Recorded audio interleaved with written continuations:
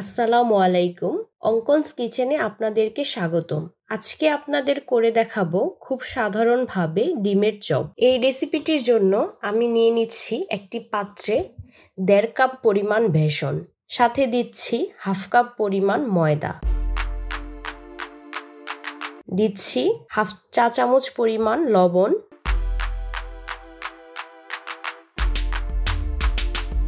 ধনিয়ার গুঁড়া 1/2 চা চামচ,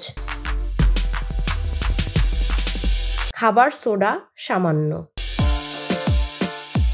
হলুদ 1/2 চা চামচ, মরিচের গুঁড়ো 1 চা চামচ। শুকনো উপকরণগুলো একটু ভালোভাবে মিশিয়ে নিচ্ছি। এখন এতে দিয়ে দিচ্ছি পানি। আমি অল্প অল্প করে পানি দিব।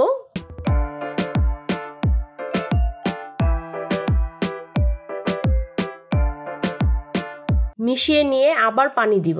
একসাথে বেশি পানি দিলে মিশ্রণটি পাতলা হয়ে যেতে পারে।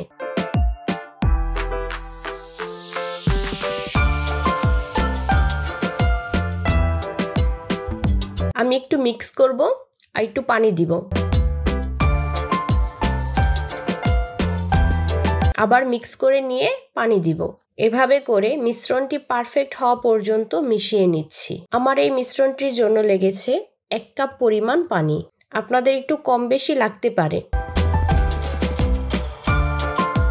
আমি এখানে নিয়েছি 4টি ডিম। ডিমগুলোকে আমি অর্ধেক করে কেটে নিব।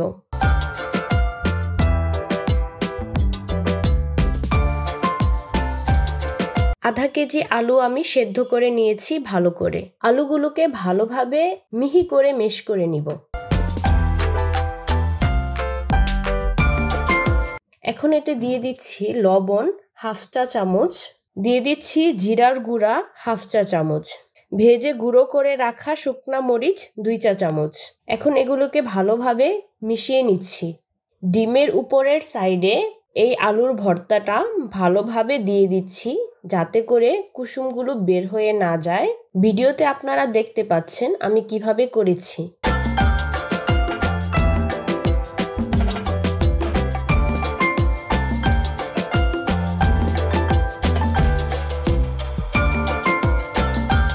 সবগুলো ডিম একইভাবে করে নিচ্ছি।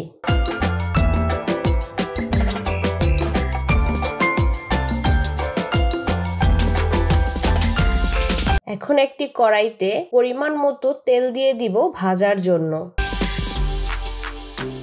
তেল গরম হয়ে গেলে সামান্য পরিমাণ তেল নিয়ে বেসনের মিশ্রণে দিয়ে দিব। ভালোভাবে নেড়ে মিশিয়ে নিব তেলগুলোকে মিশ্রণটির সাথে। ভাজার তেল ভালোভাবে গরম হয়ে গেলে ডিমগুলোকে বেসনে ডুবিয়ে গরম তেলে ছেড়ে দিব।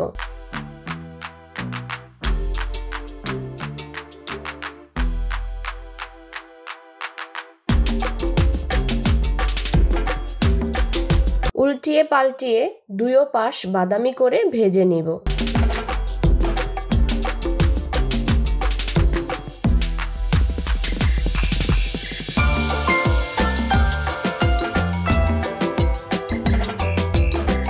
ভাজা হয়ে গেলে উঠিয়ে পরিবেশন করব।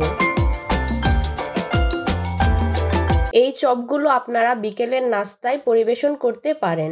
ভিডিওটি ভালো লাগলে একটি লাইক এবং শেয়ার করুন। এরকম আরো ভিডিও পেতে আমার চ্যানেলটি সাবস্ক্রাইব করে বেল আইকনটি বাজিয়ে দিন। আল্লাহ হাফেজ।